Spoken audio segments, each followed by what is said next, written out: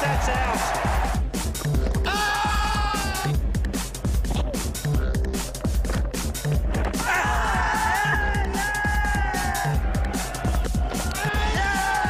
Big shout. Yes, he's got him.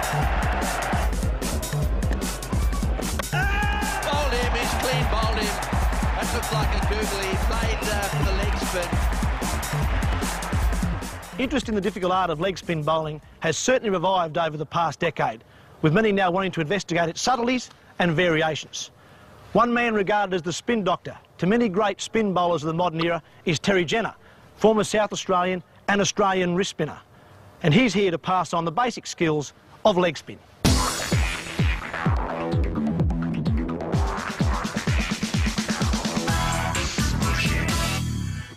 Wrist spin is an extremely difficult art.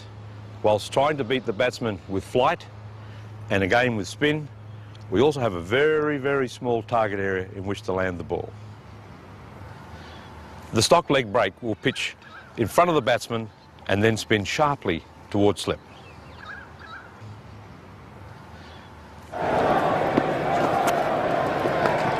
Gone straight to Mark Taylor.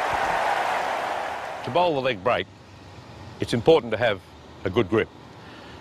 With the seam running between the fingers, the spinning finger is the fourth finger on the hand, and the thumb either resting on the ball or off the ball. That's an option. And the fingers and wrist working together to generate spin, like that. If you spin the ball hard, it can drift in towards the right-hander's leg stump and spin away sharply towards slip. Oh, he's bowled him round his legs. Bowled him round his legs. Well, that's 10 for the match. So recapping, remember the comfortable grip. This is the spinning finger. The thumb is an optional, on the ball or off the ball. Fingers and wrist combining together to impart the spin, and spin it as hard as you can and as often as you can, because the more you practice, the more you improve. Gone! Yes, that's out. Big edge. Healy took a gem of a catch. My word, isn't McGill having a good series? I think that didn't turn. It pitched in a little bit of rough, I think, outside the off stump, but it spun and turned.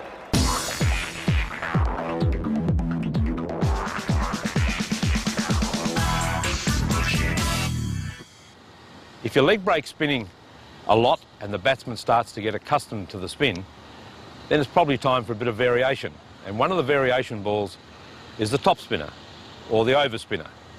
This ball looks a bit like the leg break, but when it lands, it often bounces above normal, and that can cause the batsman to be hit on the gloves, can cause bat pads if the men were around the bat, or even a high catch into the outfield. It's a very good delivery, and it's a nice one to have in your repertoire.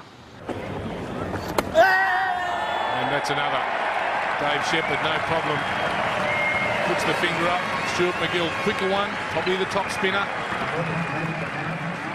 To bowl the top spinner first, nice comfortable grip again.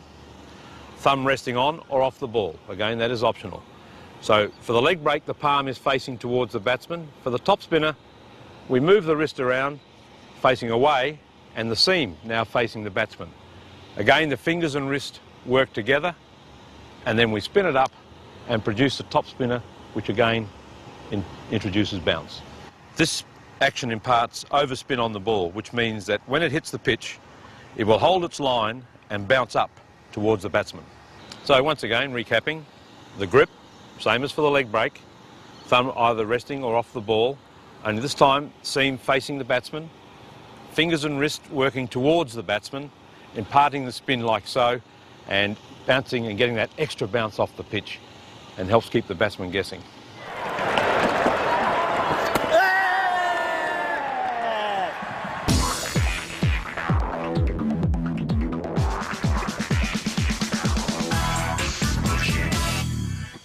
Another variation for the leg spin bowler is the wrong-un, or the googly, or the bosey, known in all three terms.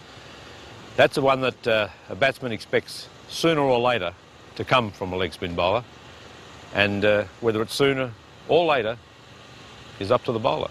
Bowled him, he's clean bowled him. That looked like a googly.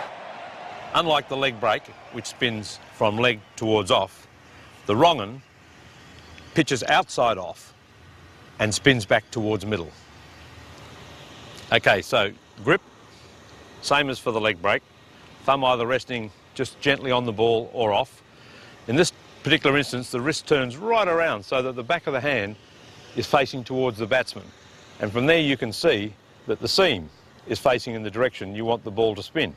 And then again, these fingers, working together in conjunction with the wrist, impart the spin, like so. Delivered with this wrist action, it will look similar to a leg break, turning towards slips. But instead, it'll go the other way. And they don't like that very much. Magnificent delivery from McGill. Well, he's kept that one in his kit bag for a while, and finally producing a ball that the batsman had no idea about. He thought it was the leg break. It wasn't. Okay, summing up. Grip, nice and comfortable, thumb resting on or off the ball. No thumb pressure. The wrist turned around so it's facing the batsman. That way we get the seam already facing in the direction we want the ball to spin. Fingers and wrist, again working very hard so that on release we get that spin. So let me show you again. We get that spin like so. Difficult ball to bowl, requires a lot of practice. Don't get frustrated if you don't do it early in your spinning career. But remember this, don't do it so often you lose your leg break because you are a leg spin bowler. Here's the wrong end. This has got to be close. He's given him a long look from Rudy Kurtzen. Alakapali makes a pair. Leg spin isn't the only form of slow bowling that can bamboozle batsmen. So too can off spin. And a man who knows its subtleties is former Australian and New South Wales finger